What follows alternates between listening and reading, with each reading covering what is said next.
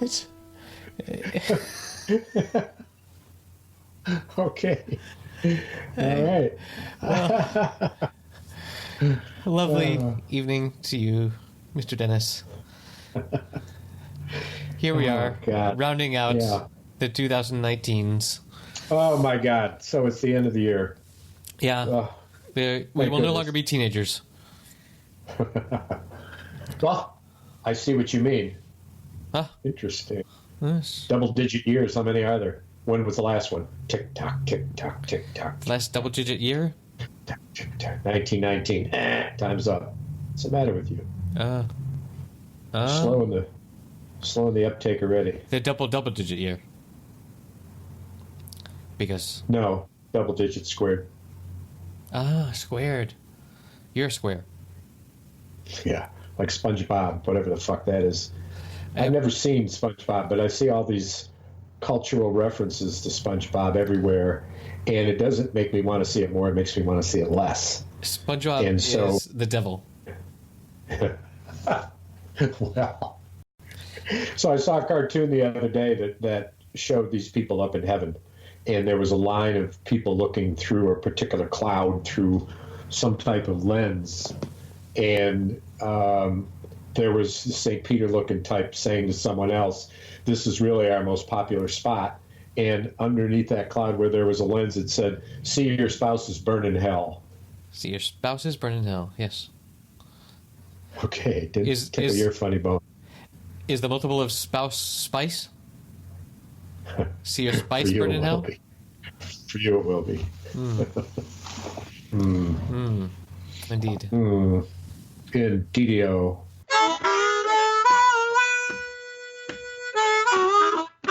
I guess we have to talk about the blue guy, Oh my God! Papa Smurf. You saw? We both seen the season end. Yes, and working from the very last scene without saying a word about it. Let me just say this: are you fucking kidding me? well, hold on.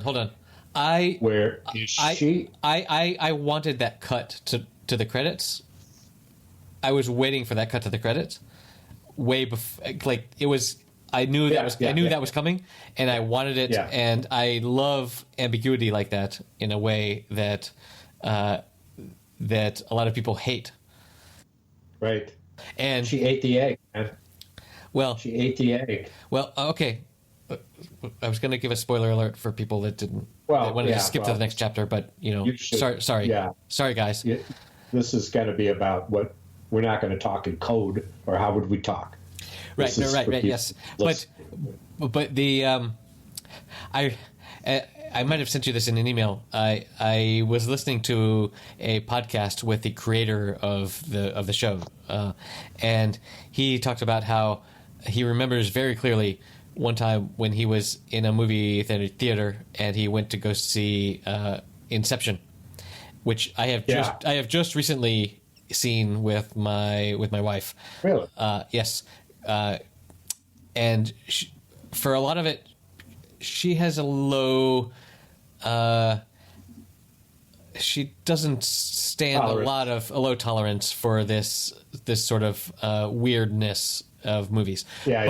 But Brain, science fiction in the brain. Yeah. But at the very end, I looked at her and she was on the other side of the fence from me. She was like, "Well, what the?"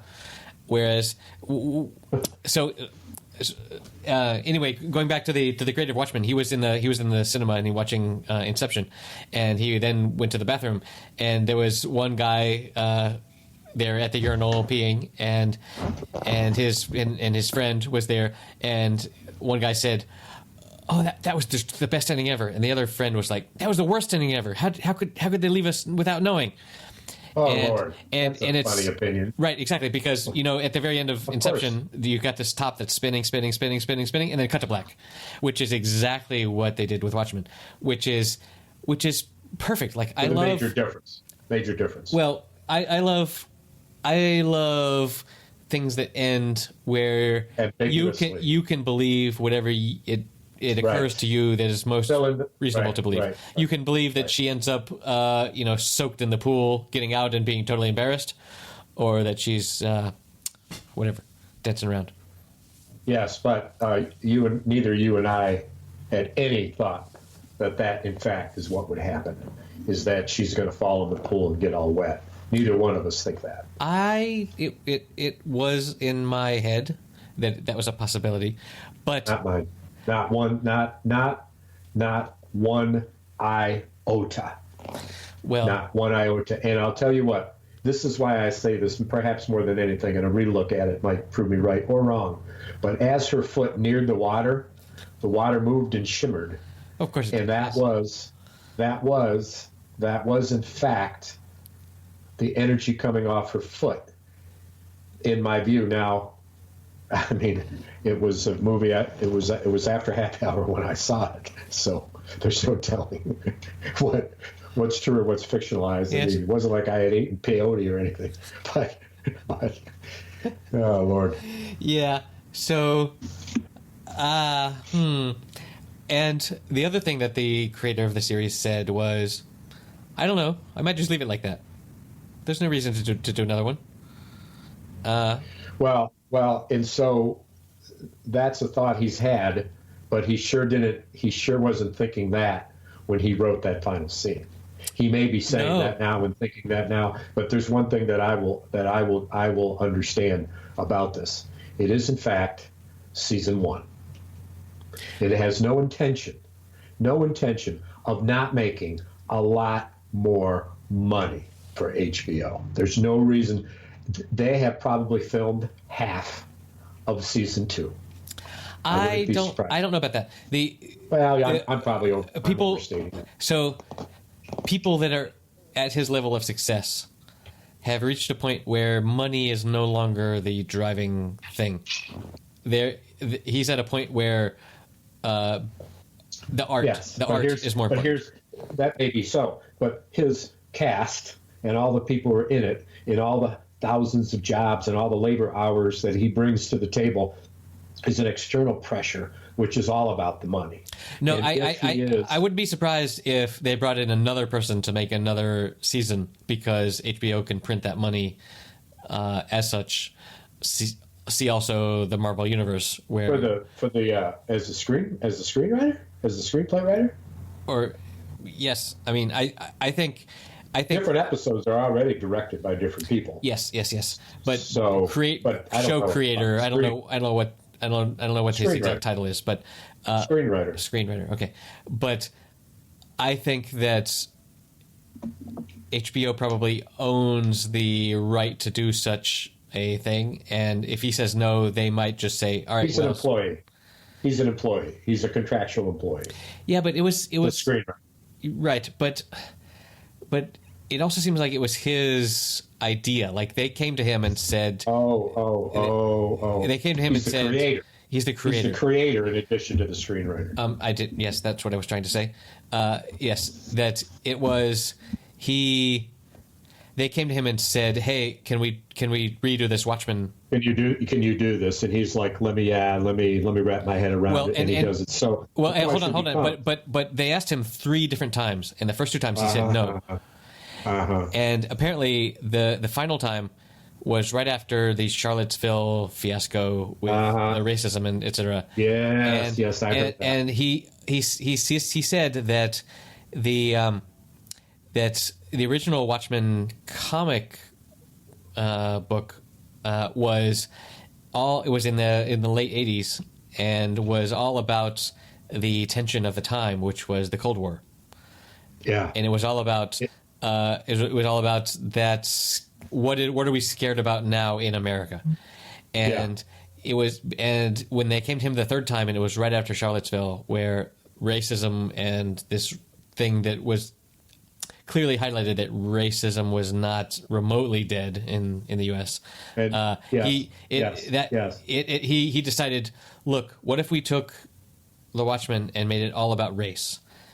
And imagine that as Trump has said, this movie, one might argue, is a direct response to the series, Yeah. is in direct response to his point that he made so emphatically. There's good people on both sides, because the ambiguity of what's going on here has become so astounding on so many sides of it. I'm not sure anymore where a lot of it goes and where a lot of it stands. So but it's an awful lot to unravel in one season. What I don't. What ambiguity though? Because there, like as you taunted me once when I said, "Oh, I'm the white supremacists are like the underdogs here," but the ambiguity as to what is right and wrong, or ambiguity as to the ambiguity between what is the motivation between each of the sides in the different factions, and there's more than two. So it's not so much that, to me, that it all came together into, some definition of the good guys and the bad guys. Right. I mean, that's just not happening. Yeah. It's much more complicated than that. Yeah. So as a show note, I want you to, I'll remind you of the name of this Tennessee rye whiskey that I have. Yes. Because I have to tell you, email it to you, but you really need to drink it, and then we need to attach it to the show notes. Yeah, well, you will love it. I don't get a lot of Tennessee rye available in my local shops here. Please bring me some, and we can have a rye laugh. Why would we do that? I don't know. Yours is not the reason why. Yours is just to do or die. Right. If we meet each other coming through the rye, I don't know. Rye, are you still laughing? I don't know. We could keep this up for a while. Don't rile me up. Yes.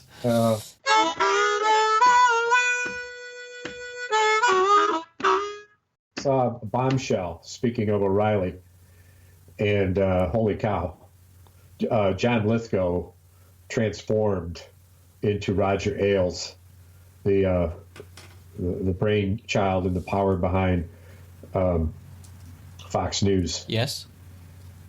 Working for Rupert Murdoch. Also, the topic of a Showtime series called The Loudest Voice, who Roger Ailes is played in his hugeness by Cameron Crowe, which one looks at the Cameron Crowe on the screen, and if you know, as I have, that Cameron Crowe has been steadily gaining huge amounts of weight over the years, and going from the Gladiator to fucking rumpled, overweight detectives and quasi-comedy shows. Russell Crowe? Yeah. What, this Bombshell? I had not heard of this. The movie, The Bombshell? No. Oh my word! It's got it's got all these pretty Charlize Theron, Nicole Kidman, Margot Robbie. Right.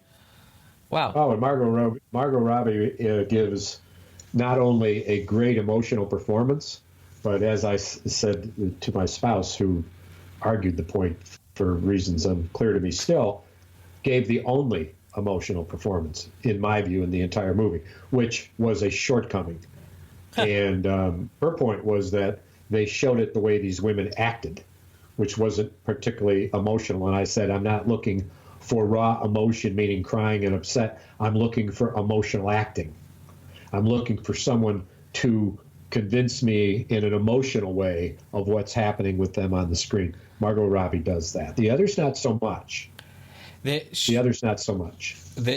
All three of those are amazing.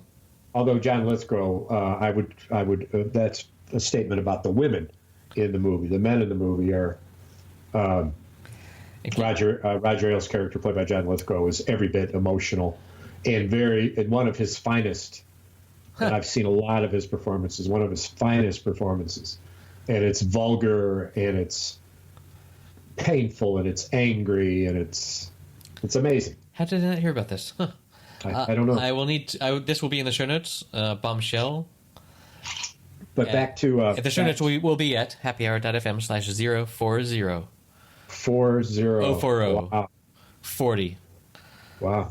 That's pretty old. Yes. And so Bombshell was released on December 13th, 2019. Huh. Well, I will look forward to that. That's the sort of movie. This movie is so specifically American. Which? Oh, right. Yes. Bombshell. That they're not going to have an audience in Spain. Yes. Put your drink as close to the mic when you open it. That's the best. I don't do that. That's you do that every time. I didn't do that. Yeah. Well. You know what I saw part of last night? What About Bob? Bill Murray. Oh my God! Is that the one where he like jumps in the lake? It's like, yes, among other things. It is his strangest performance since Caddyshack. And he plays the same carefree, crazy man. And for one brief moment, when you watch this, you will have to look at what I will call the Bill Murray shower scene. When he has a face, is a camp shower behind a wooden gate with his head and his shoulder showing in the shower head. And he puts the look on his face that he made famous in Caddyshack, with his lips curled to the right. Yeah. He takes careful aim. You know that scene in Caddyshack where he tees up and starts hitting the flowers? Yep. All that and a lot more of that entire movie he did on the spot. There was no screenplay for this movie, and the people who were watching him, who were filming, and the others in the cast were splitting their gut. You know, right, sure. Pandemonium. The other day I logged into Netflix, and Netflix told me, "Hey, you need to watch this TV show that we have produced about how they made the movie Ghostbusters." And they do this little. It's more overproduced than I would like with a narrator that's saying, "And you won't believe what happens next." But they interview Dan Aykroyd and some people about how they made Ghostbusters, and it was made very clear from this documentary show that first of all, Dan Aykroyd wrote Ghostbusters with John Belushi in mind, and just before they were going to go and pitch it, John Belushi died, which was inconvenient, and so then he was talking with someone who put him together with Harold Raymond, who helped him rewrite it. Ramis, yes, who died. You know, he's gone. Yes, he was not in the documentary.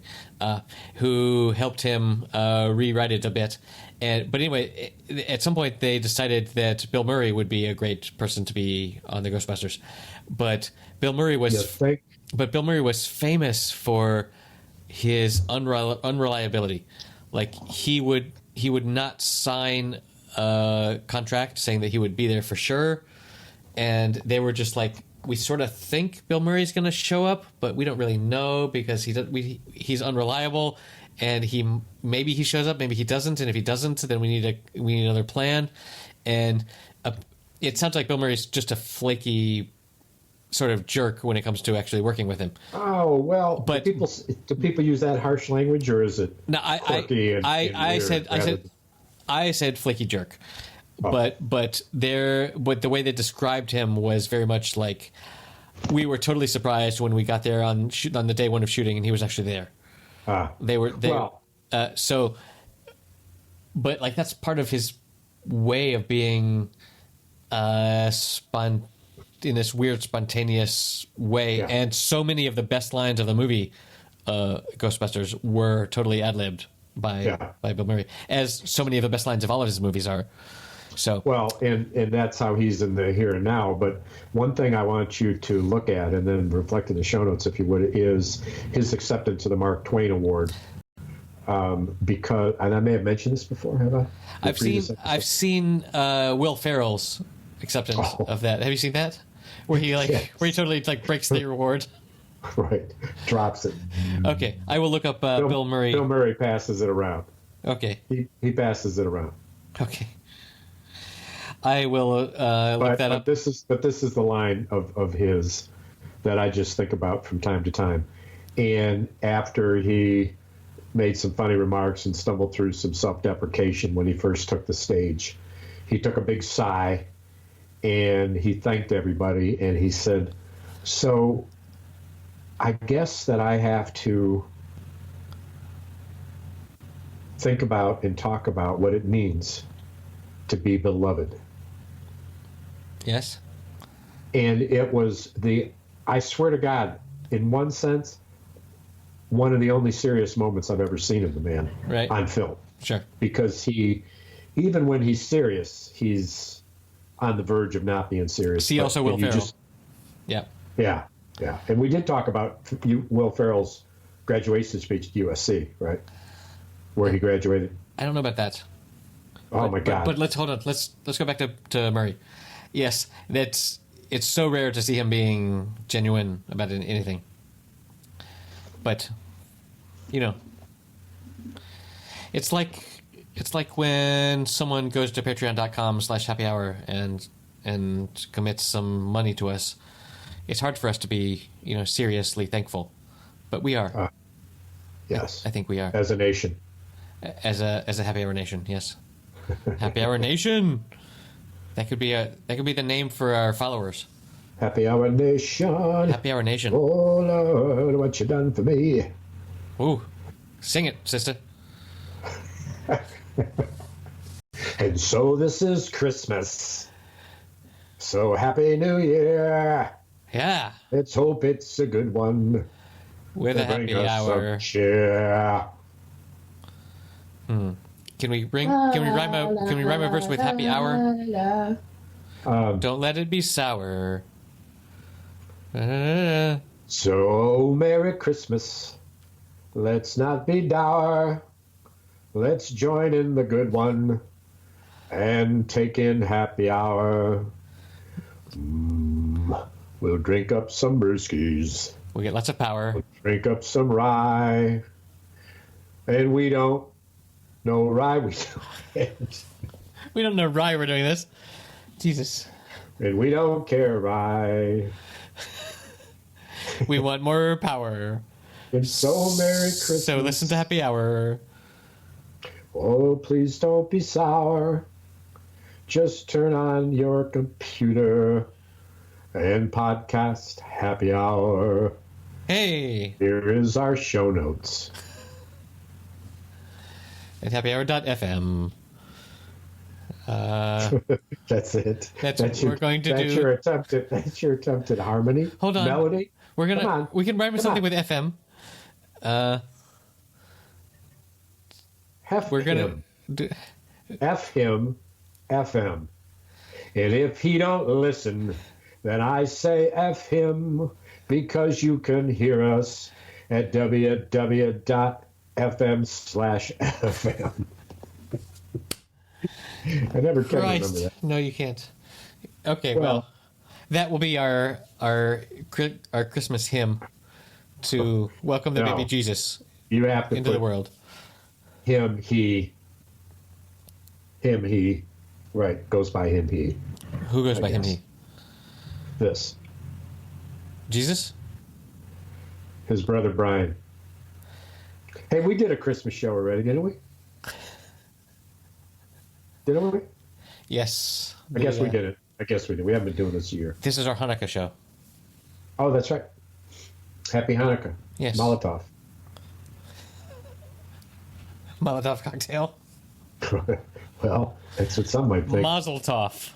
No. It's the word. That's not it. Mazel tov cocktail. That's not it. No, it's mazel tov. What did Jewish people drink at Hanukkah? A cocktail, Mazel tov cocktail. You change it to mazel tov. I know about this. I'm like sophisticated. I interact with all these different cultures. That's what you say when you're drinking a cocktail. Molotov. Tell them off to you. Tell them off. Hey, so here's my new thing.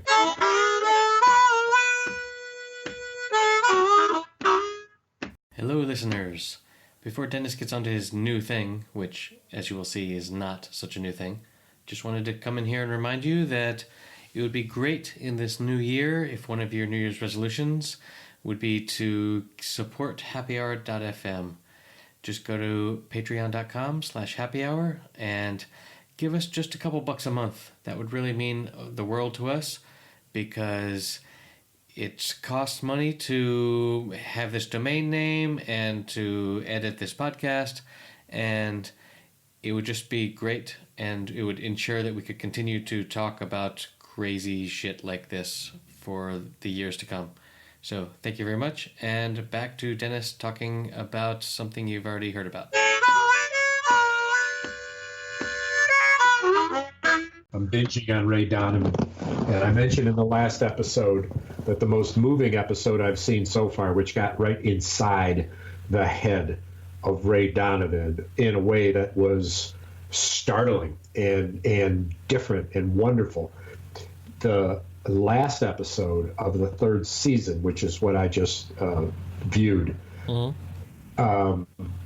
is also directed by him. Either that one or is it the first episode of the fourth? But once again, this is an episode that gets into his heart in a way that is unexpected and unbelievable. I would love you to binge on it because you are going to love it. Here's the good news, bruh. 65 episodes. You have said that. Yes, I have started to acquire the first season. Oh, acquire it. What the fuck does that mean? Acquire it. It means that I might have found. You found it? I might have found it, and the source. I'm looking forward to starting to watch it because of your prompting, your animated prompting. Well, I will tell you this, that I knew I wanted to see it for years. Never in my wildest expectations did I expect to see this miraculous cast and this extraordinary set of performances by everyone who's in it. And special guest stars, Katie Holmes in a role that is the best I've ever seen her in. Okay. Just don't spoil anything more. I will come back to you. Telling you who's in it, spoiling it? Well, that can't be. I didn't know you were going to be. I didn't know you were going to be in this episode of happyhour.fm, but here you are. So it's all ruined. That I was what? So now it's like. What did you say? Really, Dennis is in this one? Jesus. So. In which one? In this episode. What are you talking? Of what? happyhour.fm/040. Here you are. I was hoping there would be another guest, but here you are. Another guest. I'm the only one who's ever been on the other line for 40 fucking episodes. Fucking 46 fucking painful fucking weeks of just and listen. Yes. Here's the thing. You got to understand. I am calling in at exactly the right minute, week after week episode. You have no idea what it takes. I'm up at 5:30 in the morning thinking and writing about my day. And there's nobody at home. There's a ghost. A ghost arm. Yes. Someone wanted to come say goodnight to me, but that's just my family. Fuck 'em. Don't worry about that. Fuck 'em. We're drinking here. Yeah. The other thing I love about Ray Donovan is the Boston accents, which is just, they're from Southie. Yeah. Oh, God, yes. And it is unbelievable. Anyway, it's boring as shit for me to talk about it to you without you having seen it. I think I've convinced you. Have you seen fucking Moonstruck yet? You lame motherfucker. Have you? Why isn't that on your list? Apparently you're doing 12 hours of movie going a week. Look, when the craft struck the moon, I was shocked. And I thought, this is one small step, but no. The moon was struck, and I turned it off. What the fuck are you talking about? I don't know. Moonstruck is about the moon landing, right? You've gone off scale. Everybody just shut it down. It's just you and me now. There's nobody listening. Even your father said, "Oh fuck, what is he doing?" Click.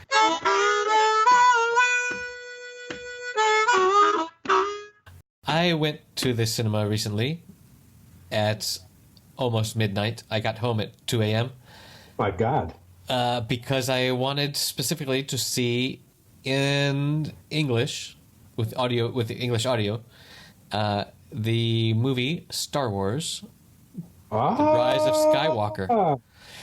Really? And it's this thing for a couple years now. I've had this tradition with some local native English speakers, English speaker nerds, where we go and watch these Star Wars when they are released in the local cinema, because they only do like 2 shows in English with Spanish subtitles, and then the rest are all overdubbed. And it was important to us to hear the actual. And so, on a scale of 1 to 5, 5 being holy fuck, 1 being I wasted my time. Yes. What do you score it? Well, I very much. So the task that they had to complete was monumental. That they had. This was not only the 3rd of a trilogy, but it was the 9th of a nonology, where they had to wrap up this. A what? I came up with that. I haven't heard this word before. I'm calling it a nonology, where it was the 9th of 9 movies, where the Skywalker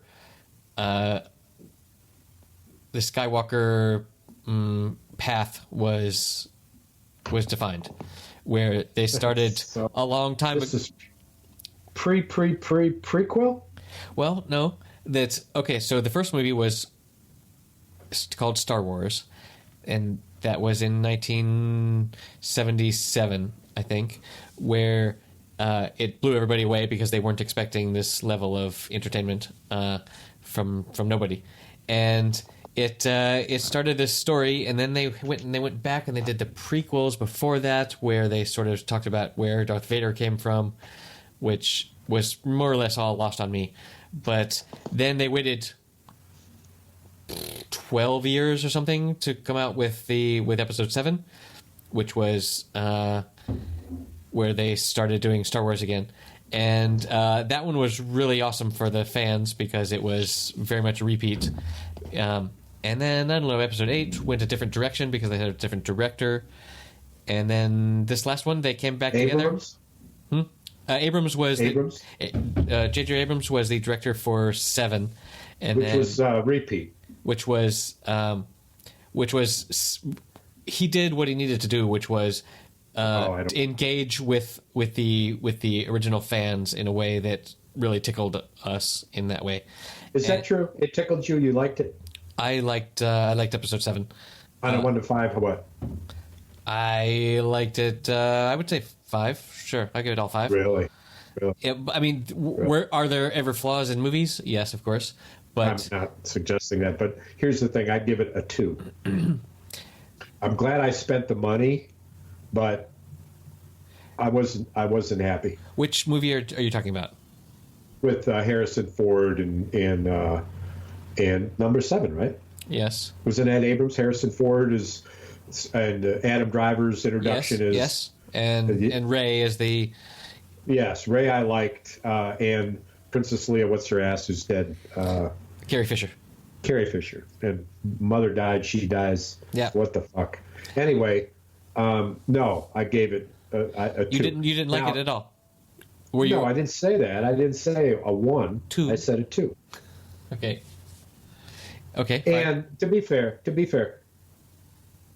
I don't know, maybe up toward a 3, but just there were a couple parts of it. The idea that Harrison Ford can run, again.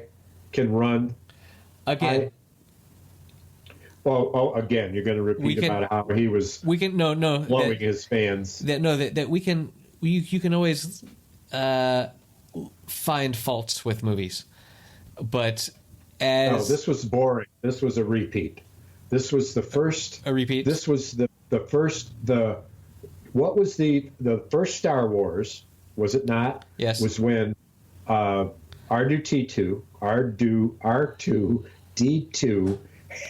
R2D2. Rudy Tooty. Yeah. R2D2. Rudy Tooty, the precursor of Rudy Giuliani. Yes. Anyway, he filmed the message from Princess Leia. And what did they do in 7? R2D2, a message for Princess Leia. What was it about? How to destroy what? Oh, some big fucking Death Star planet.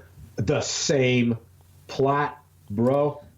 That it wasn't about Abrams. It was. I don't. And you, if you give it a 5 as a Star Wars geek, then who am I to piss on your? I would not call myself a Star Wars geek as much yourself? as other people, but what it was okay. Look, on a scale of 1 to 5, where are you in the geek scale? 3? I don't know. Yes, 3. I'm a 1. Okay, but so they took, because the prequels were such a fucking disaster, coming back. In what way? Yes. The prequels were unlike anything about the... Because they were cartoonish? Original trilogy. It was just goofy. Yeah. Goofy. It was both goofy and also extremely technical. Yeah. Like with the Senate hearings and blah, blah, blah. Who was the goofy fucking long-eared It was hold on. It was both goofy and governmental, which is not fun. And to be honest, I don't know if I've even seen the third of the prequels because the first 2 were so bad. But what the fans wanted was to come back and base our center of attention on what was good about the first trilogy, which is what episode 7 did. To reestablish the franchise. Yes, and that was it brought us back to center, to level with what we liked originally. And I should see it again. And the new characters were all great. They were all, Rey and Finn and Poe were all great and lovable and in the same way. And it was clear that they were going to be our new Luke and Han and Leia. Well, Rey, as I said, I really did appreciate Rey. She there's nothing that can be bad said about Rey, in my opinion. But anyway, so and then 8 came along, and it was given to a different director. It was given to Rian Johnson. I didn't see 8. Well, 8 was. I need to see it, huh? It was okay. They introduced some weird things that didn't exist before in the Star Wars universe, like, oh no, we're low on fuel. Never in Star Wars have you been low on fuel or have you been low on ammo. Like, the ships just go wherever you want them to. But because they draw from the fucking Force. Yeah, right, exactly. Some such shit. Sure. But in episode 8, they have a low gas tank is part of the plot. And there isn't a guy with an Irish accent saying, I can't take her any faster, Captain. She'll blow apart. Yeah. I'm giving her all she's got, Veda. Yeah. No, that wasn't a part. But and number 9 came back to J.J. Abrams, and a lot of people criticized it because he ignored some of the things that the previous director introduced, but also built upon that. And anyway, he had a whole bunch of strings that he needed to tie together neatly into a bow, and as such, he had to.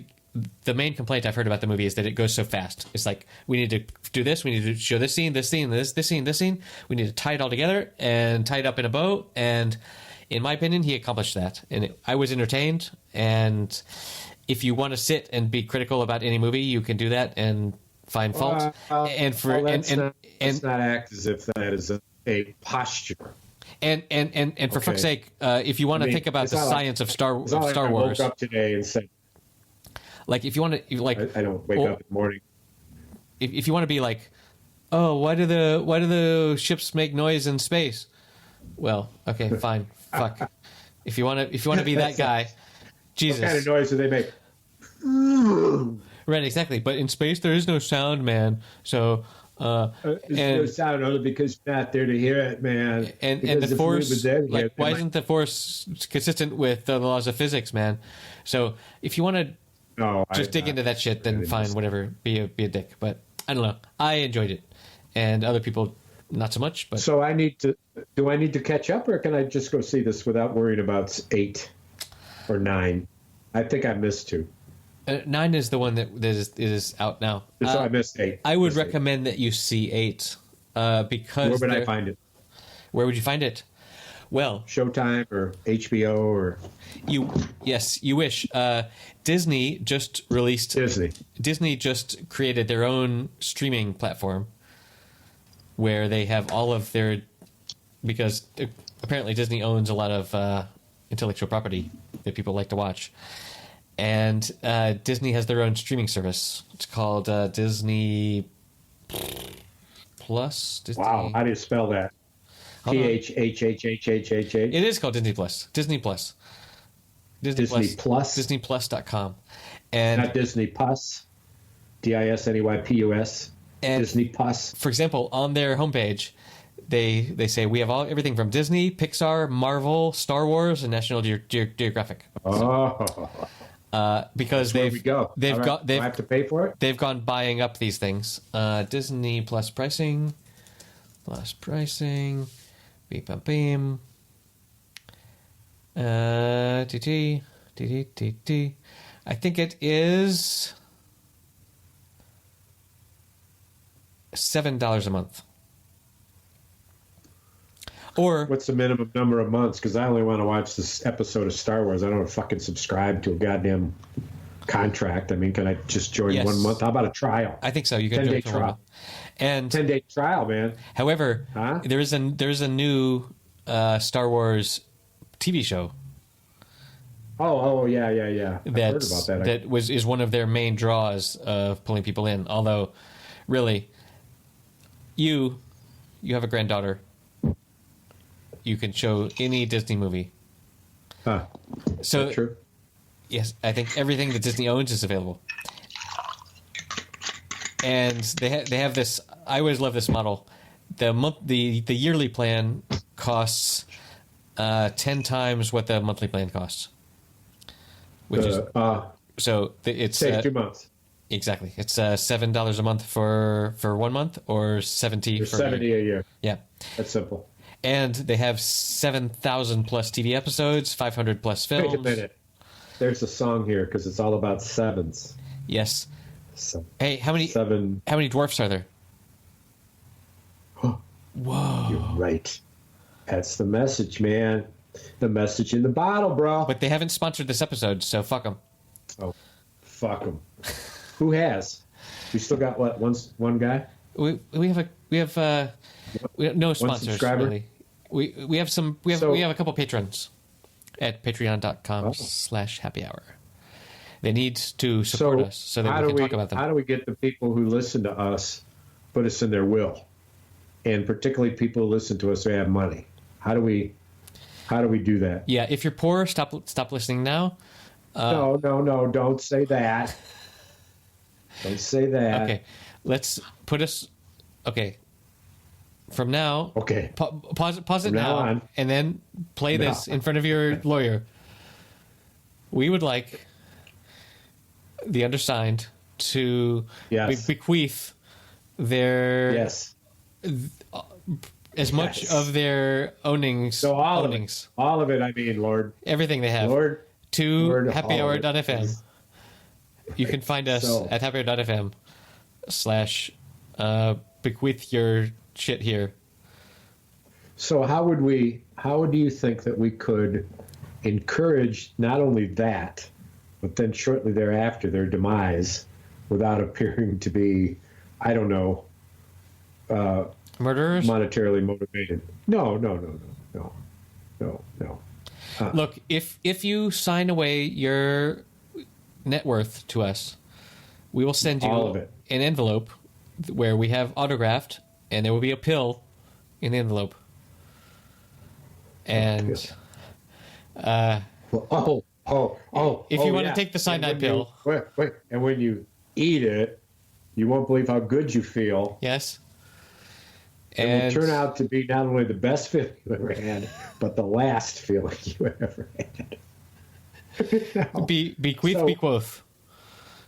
It could be like an ecstasy with a little killer kicker at the end, a little strychnine or something that'll put him in cardiac arrest. But the one thing we don't want to do is talk about it on air, because then people will think we're being mercenary, and I'm not. It's not going to be so much of a happy hour as a The reason I want to minute. talk about this, I care about these people. Yes, we love. If you're listening, we love you. And the ones who have money, I love better, and the ones who will bequeath it to it, I love the best. Yes. So to you, my heartfelt hope, and in the next life, may your podcasts be as funny as this one. So it's almost time to end, but I don't mean to put you on the spot, but here we go. I want you to sing a cappella a little Irish ballad to close this down today, in because it's been all about it just feels like an Irish ballad a cappella. Yes, a cappella. Okay, go. Irish. Let me see. Yeah. No. I don't want to. I need more. You just did put me on the spot. I need more. I need whiskey. Isn't it always something about the people who say that I don't want to put you on the spot? They always say it when that's exactly what they're doing. Yes, they do mean it. Yes, we leprechaun. No. I don't. I mean, what's more Irish name than Obama? Obama. Yes, we leprechaun. I don't know what to make of it. I don't know. It'd be a record for the Guinness. I don't know. I don't know either. Oh, I sing me to sleep on the wings of an angel. She touched my cheek, and my knees went weak. At such an angle, an angel from the Isle of Bereft. Ooh, the Isle of Bereft. It's better than mayhem. In fact, it's a gift. And if you don't know it, your smile sure will show it. Because it's a grin from ear to ear. It pulls in your chin. Call your next of kin. Ooh.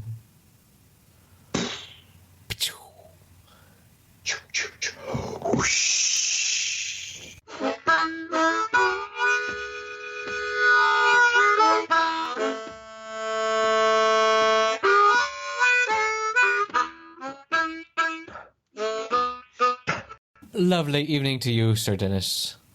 And may your new year be wild and full of pots of gold and shamrocks and guinea. So guinea fowl. I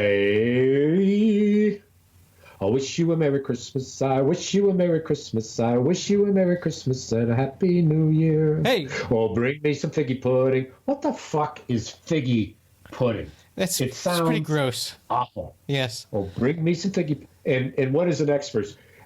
Don't tell me where you bought it. Don't tell me where you bought it. Don't tell me where you bought it. I bought it in the Sainsbury's. I bought it downtown. I bought it from a man in a corner. He looked honest. It was all like 2 bits. It was I had the money in my pocket. That 2 figgy pudding for one Every time I bring you a gift, you shade on it. Aye. Sick and tired of your Christmas goodwill, my ass. Shitty pudding. Shitty figgy pudding. Shitty figgy pudding. Oh, fuck it. Well, don't fig your pudding. Well, we're gonna edit this on a high note. This is rye bollocks. This is rye bollocks. Bombshell, you know who's in Bombshell? No. Seth Rogen. Right? The comedian. Rogan. And Rogan. So in the scene of all scenes, you remember Crazy About Mary? Something about Mary. Something about Mary, yes. Something about Mary. And so the iconic scene of Ben Stiller whacking off in the bathroom and it's shooting in his hair and him not knowing it later. This goes one more better. You have got to see. That's not Bombshell. I'm sorry. That's the other movie I watched, which was Long Shot. Yes, I love that. Was good. That was very good. I've seen that one. Saw it, so you know the videotape I'm talking about. Yes. That was a good. That movie is very. Like it's aimed at loser dudes that wouldn't it be nice if the prettiest woman in the world and the prettiest, powerful, smartest woman in the world would fall for you. I'm so happy that she was so loose and unloosened, yes, and unleashed in that movie. I thought it was. I enjoyed that movie very much. Yes, because as I said, it's part of all of our fantasies of wouldn't it be nice if the most amazing woman would fall in love with us, but well, mine did, and she's after 44 years. Oh my God! In fact, I'm gonna go see her now. Adios, amigo. There it is, episode 40 in the bag. Thank you for listening, and I hope you have a wonderful, happy new year. Oh look, 2020, 20 plus 20 is 40, which is the number of this episode. Holy shit. Anyway, please go to patreon.com/happyhour and give us a little bit of love. You can send us messages there or via email, which you can find at happyhour.fm if you go down to the bottom and look at the contact us. See you next week.